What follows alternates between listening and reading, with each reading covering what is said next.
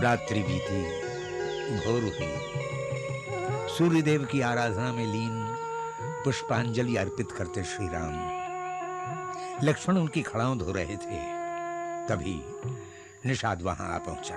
राम, लक्ष्मण और सीता निषाद राज सहित महर्षि भरद्वाज के आश्रम में पहुंचे।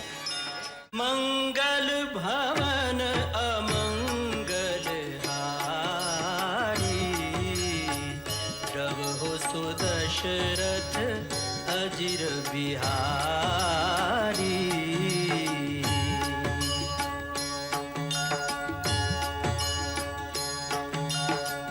सीताराम चरित अति पावन, मधुर सरस अरु अति मन भावन।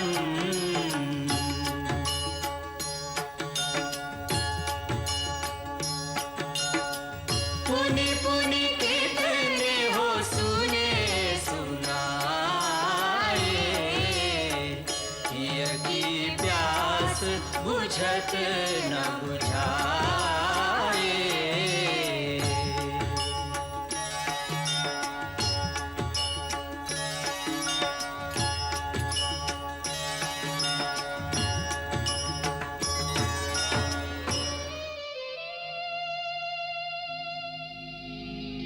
गहरी नदियाँ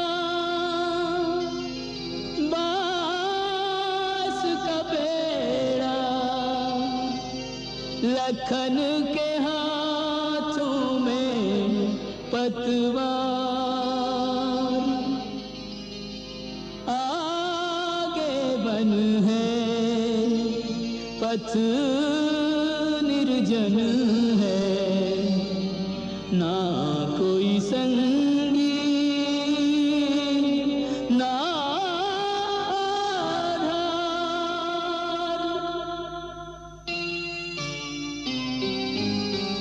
विधना तेरे लेख किसी की समझ न आते हैं। जन जन के प्रिय राम लखन सिय बन को जाते हैं।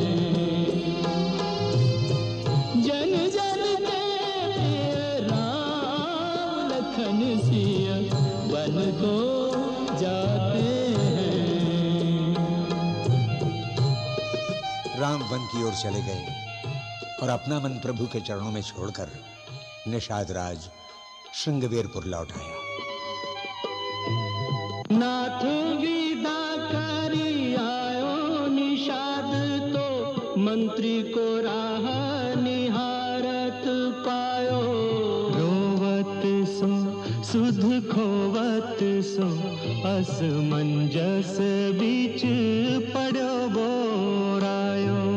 राम लखन अरु सिय बिना रथ, अवध की ओर न जात चलायो। न जात चलायो, न जात चलायो।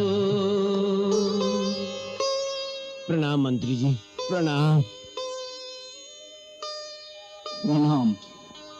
मंत्री जी, अभी तक आप अयोध्या नहीं गए। निषाद राज, मैं रोज प्रयत्न करता हूँ, रोज रथ में घोड़े बांधता हूँ, न मेरे पांव ही अयोध्या की ओर बढ़ते हैं, न घोड़े ही बढ़ते।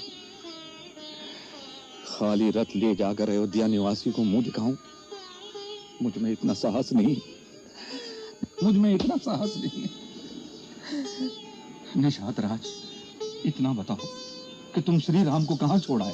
सरकार, हम उनका छोड़ के कहां आवेंगे? वह हमका छोड़ के चित्रकूट की ओर चले गए। बस मैं भी चित्रकूट जाऊंगा। नहीं सुमंत्री जी, नहीं। आपको राम जी की आज्ञा याद नहीं कहा? इस अवज्ञा का मुझे जितना भी दंड मिले, पर मैं 14 वर्ष बाद इसी रथ में उन्हें बिठाकर एक ही साथ अयोध्या लौटूंगा। नहीं सुमंत्री जी, ये उचित न होई। ई बखत राम जी की आज्ञा पालना ही आपका धर्म है, अन्यथा राजा प्रजा और राम जी के आप दोषी ठहरेंगे। मोर बिनती मानो, आप अयोध्या लौट जाओ। नहीं। हाँ महाराज, हम पे कृपा करो और अयोध्या चले जाओ आप। नहीं। हाँ चलिए महाराज, आपको राम जी की सौगंध है। अयोध्या लौट चलो महाराज, नहीं तो राम जी बहुत दुखी होंगे। और महाराज दशरथ का तो ध्यान कीजिए, उनको आपकी सबसे अधिक आवश्यकता है अभी। हाँ, छोटे मुंह बड़ी बात बोल रहा हूँ, मुझे क्षमा करना, किंतु आपको अयोध्या जाना होगा महाराज, हमारी सौगंध। चलिए महाराज, चलिए। उधर राम के विरह में महाराज दशरथ की अवस्था बड़ी ही दयनीय थी। अचेत अवस्था की तो कोई क्या कहे, जब भी चेताता राम सामने आ जाता। क्या हुआ महाराज?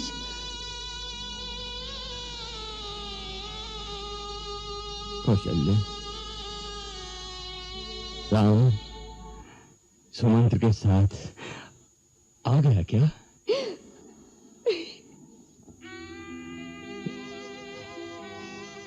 रो मत कौशल्य, वो आ रहा है,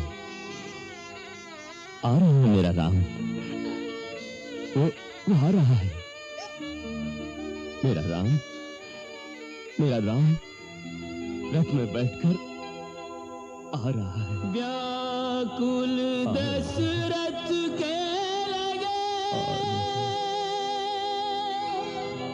रथ के पथ पर नैन, रथ विहीन बन बन फिरे, राम सिया दिन रैन। विधना तेरे लेख किसी की समझ न आते हैं, जन जन के प्रिय राम लखन सिया बन को जाते हैं, जन जन के प्रिय राम लखन सिया बन को जाते हैं। विधना तेरे लेख किसी की समझ न आते हैं।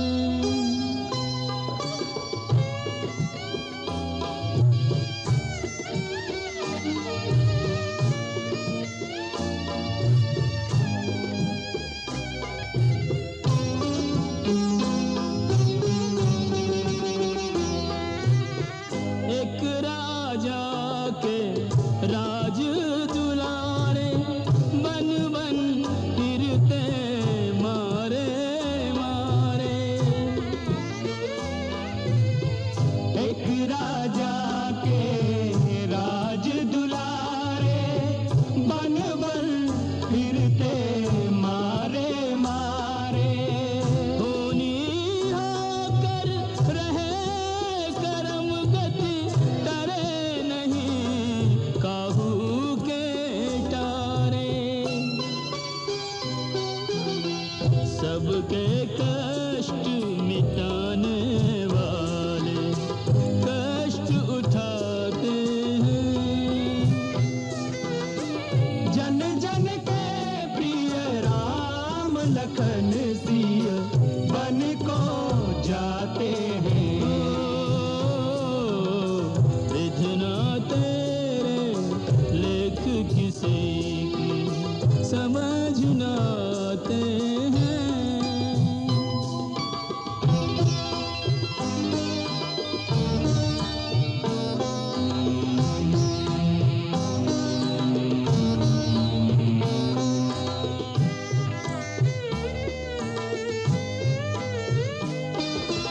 उभय बीच सिया सोहति कैसे, ब्रह्म जीव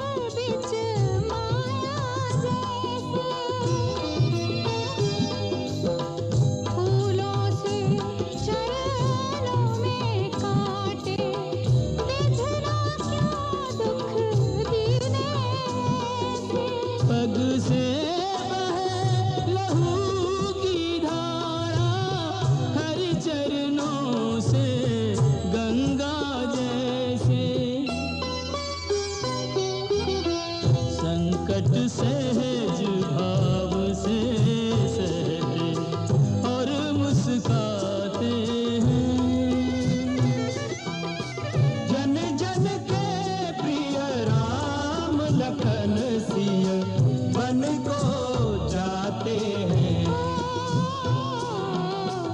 विधना तेरे लेख किसी की समझ ना आते हैं। जन जन के प्रिय राम लखन सिया बन को जाते हैं। जन जन के प्रिय राम लखन सिया बन को जाते हैं। उधर भरत ननिहाल में रह तो रहे थे, पर कुछ ही दिनों में उनका मन उचटने लगा। अब और यहाँ मन नहीं लगता। अयोध्या वापस जाने को मन करता है। भैया राम की भी बहुत याद आती है। नाना जी आ गए। प्रणाम नाना जी। आयुष्मान कल्याण नमस्कार मामा। सदा सुखी रहा चिरंजीव। तुम्हारे मामा युधा जी कह रहे हैं तुम उदास रहते हो। इतनी जल्दी चितोचाट हो गया ननिहाल से। माता की याद आ रही है। वैसे तो अपने सभी याद आते हैं। क्यों, हम तुम्हारे अपने नहीं हैं क्या? नहीं मामा जी, आपके प्यार में तो हम अयोध्या को भूल जाते हैं, परंतु मैं बताऊं नाना जी, भरत भैया को इन दिनों सबसे अधिक याद आ रही है बड़े भैया राम की। अवश्य ही राम ने भी तुम्हें याद किया होगा। आत्म तरंग दोनों ओर से हृदय के तारों को झंकृत करती है।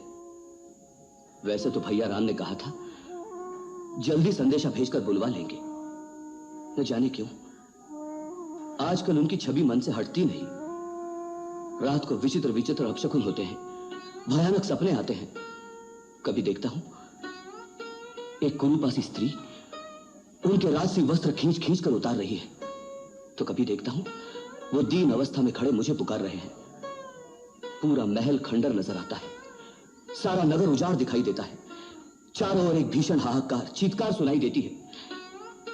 नहीं नहीं, अवश्य अयोध्या में कोई अनहोनी हो रही है, अन्यथा अन्यथा मेरा मन ऐसा अशांत कभी नहीं होता।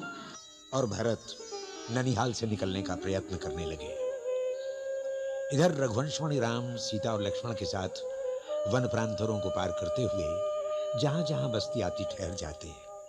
उन्हें देखकर कुछ लोगों के हृदय में एक कसक सी उठती कि कैसे हैं इनके माता पिता जिन्होंने इन्हें वन भेज दिया।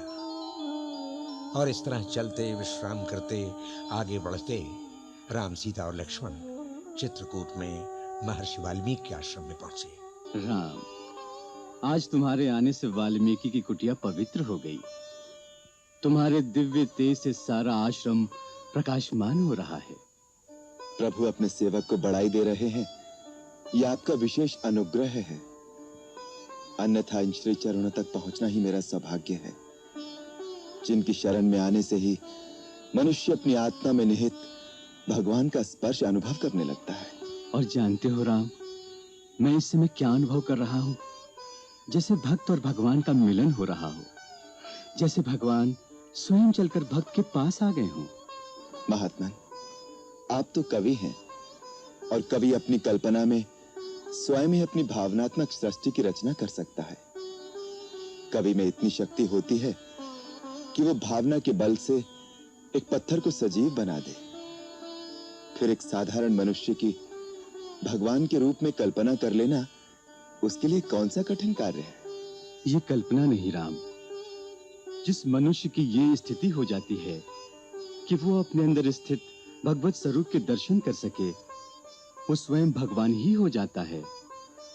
इस गूढ़ रहस्य को वही जान सकता है जिसे तुम जनवा दो। सोई जानई जेहि देहु जनाई, जानत तुम ही तुमई होई जाई। और जो तुम्हें जान ले वो तुम्हें में समा जाता है। हे महामुनि, आप प्रेम और भक्ति की परासीमा हैं, जिन्हें कण कण में केवल अपने भगवान ही दिखाई दे रहे हैं। इसीलिए आप मुझ जैसे एक साधारण मानव को भी भगवान की संज्ञा दे रहे हैं। राम, आज तक जो चरित्र, जो अद्भुत कार्य तुमने किए हैं, ताड़का वध से लेकर धनुष भंग और परशुराम के गर्भ मर्दन तक, उससे मन में यह विश्वास दृढ़ होता जा रहा है कि तुम इस लोक से परे कोई दैवी शक्ति, कोई अवतारित पुरुष हो, जो इस धरती पर धर्मात्माओं की रक्षा के लिए और अधर्म के नाश के लिए अवतरित हुआ है। तुम मेरे काव्य के नायक हो राम। मैं वास्तव में कौन हूं, मैं किस कारण से जन्मा हूं, ये मैं कैसे जानूं? ये तो आप जैसा त्रिकालदर्शी ही जान सकता है। मैं तो केवल अपने आप को एक मानव समझता हूं, जो दशरथ का पुत्र है और जिसका नाम राम है। और इस समय मैं अपने पिता की आज्ञा से अपने अनुज लक्ष्मण और पत्नी सीता के साथ 14 वर्ष वन में रहने के लिए आया हूं। मैं किसी ऐसे स्थान पर नहीं रहना चाहता जहां मेरे रहने से किसी तपस्वी या साधक की साधना में विघ्न पड़े। आप विचार करके मुझे कोई ऐसा स्थान बताने की कृपा करें जहां मैं रहकर अपने वनवास के दिन व्यतीत कर सकूं।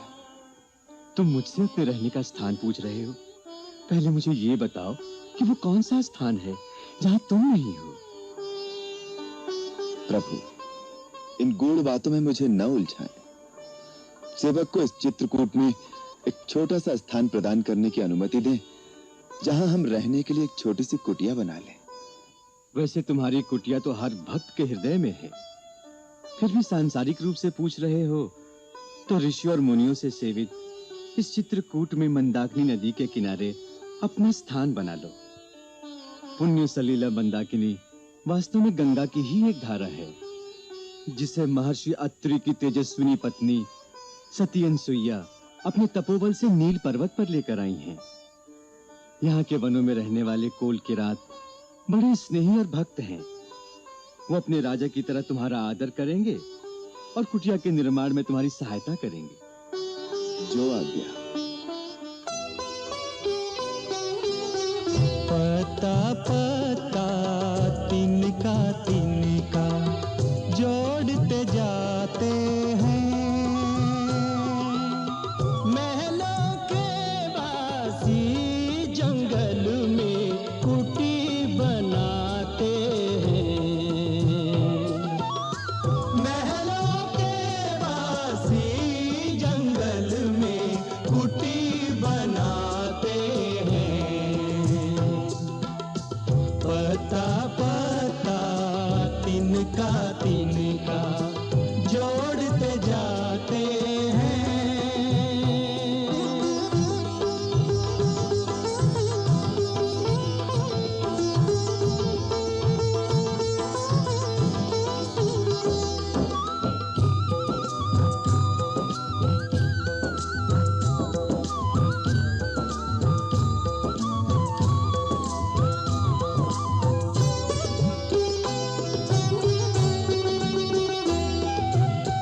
राजमहल में आया जीवन, फूलों में हुआ लालन पालन। राजमहल में पाया जीवन, फूलों में हुआ लालन पालन। राजमहल के त्याग सभी सुख, त्याग अयोध्या, त्याग सिंहासन।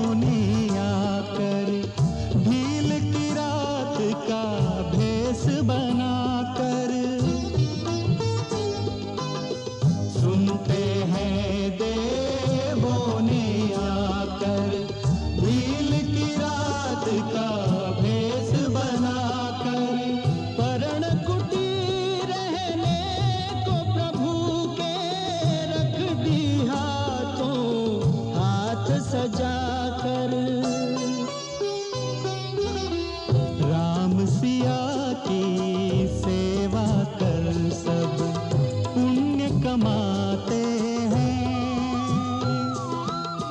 राम सिया की सेवा कर सब पुण्य कमाते हैं। वामे पद्मनिधये नमः स्वाहा। द्वारस्य चतुष्कोणे आग्नेयानि उद्योतकर्मणे गणपते नमः स्वाहा। हे सूर्यवंशी शिरोमणि, वास्तु यज्ञ आहुति पूर्ण हो गई। आज रविवार, रोहिणी नक्षत्र, वास्तु शांति के लिए सबसे शुभ दिन है। देवी सीता और लक्ष्मण के साथ गौरी, गणेश और महेश को स्मरण करके आप पर्ण कुटीर में प्रवेश कीजिए। आप गुरुजन की मंगल कामना और आशीर्वाद। हे वन के देवताओं, हे वृक्षलताओं, हे पवित्र मंदाकिनी, वन के दृश्य एवं अदृश्य जीवधारियों, दशरथ पुत्र राम अपनी भार्या और अपने भाई के साथ इस पर्णकुटी में प्रवेश करता है। आप सब अपनी कृपा सदा बनाए रखना।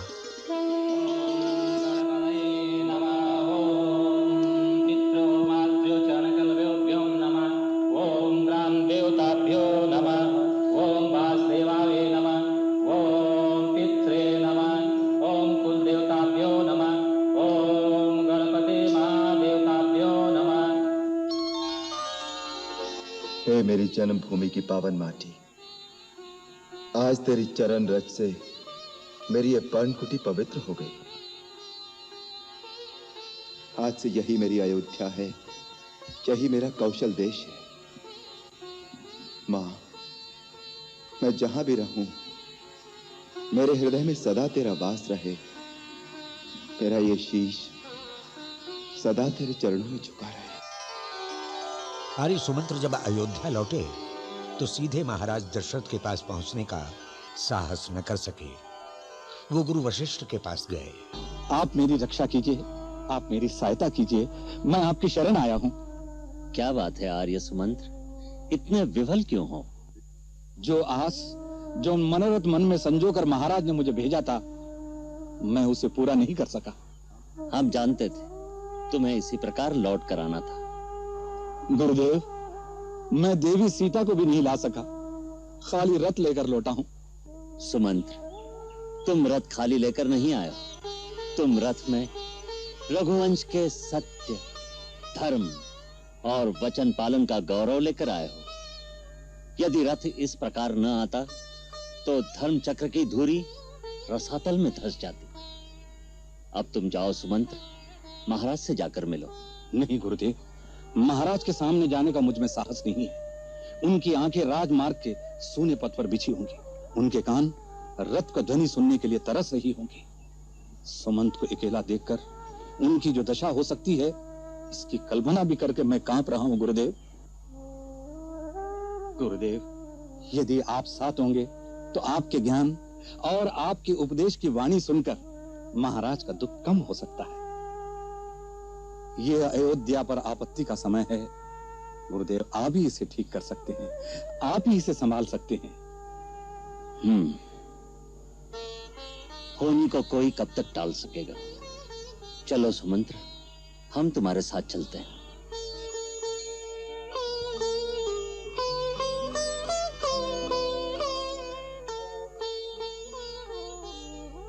स्वामी,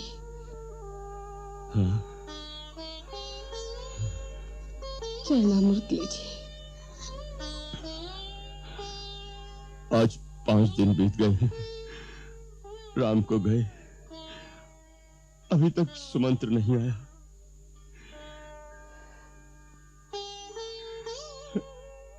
कौशल्य, वो उन्हें मना रहा होगा। राम बड़ा दृढ़ संकल्प वाला है। महाराज की जय हो। हाँ? महाराज, गुरुदेव वशिष्ठ आर्य सुमंत्र के साथ पधार रहे हैं। हाँ? वो आ गए, उन्हें शीघ्र ले आओ। जो आ गया। सुमंत्र, अकेले आए हो? मेरा राम कहाँ है? मेरी सीता कहाँ है? सुमंत्र। क्षमा कीजिए महाराज, मैं आपकी आज्ञा का पालन नहीं कर सका। सुमंत्र, सीता को भी नहीं ला सके?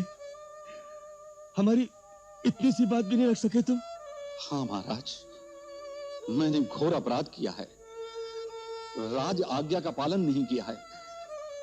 मुझे दंड मिलना चाहिए, मुझे प्राण दंड मिलना चाहिए महाराज। नहीं, मत कहो महाराज मुझे। अब अयोध्या का न कोई राजा है न मंत्री है। अरे सुमंत्र, अयोध्या पर किसी का आधिपत्य होता तो इतना बड़ा अनाचार होने देता? बिना गुरुजनों से विचार विमर्श किए, बिना मंत्रिमंडल से मंत्रणा किए, एक नीच नारी के हाथ की कठपुतली बनकर अपने कुल का सर्वनाश कर डाला। सुमंत्र, सुमंत्र, यदि तुम मुझे राजा मानते हो तो मेरा आदेश मानो। अभी इसी क्षण मुझे रथ पर डालकर वहीं छोड़ाओ जहां मेरा राम है, जहां मेरे प्राण हैं। अवधेश, तुम जैसे धीर वीर धर्मज्ञ को इतनी दुर्बलता उचित नहीं। इतना बड़ा अनुचित अनर्थ अयोध्या में हो चुका है कि अब उचित शब्द के लिए कहीं स्थान नहीं रहा। राजन, तुम राम जैसे धर्मात्मा, कर्तव्यनिष्ठ पुरुषोत्तम पुत्र के पिता हो। वचन पालन के लिए जिस महायज्ञ का व्रत उस त्यागवीर ने लिया है, उसे छोटा ना बनाओ। गुरुदेव, उस महान आत्मा का पिता होकर भी मैं उसकी महानता तक नहीं पहुंच सकता। मैंने राम को राज्य देने का वचन देकर उसे देश निकाला दे दिया, तो भी उसी प्रकार मुस्कुराता हुआ चला गया। ऐसे पुत्र के बिछड़ने पर भी मेरे प्राण नहीं निकले। मेरे समान बड़ा पापी कौन होगा?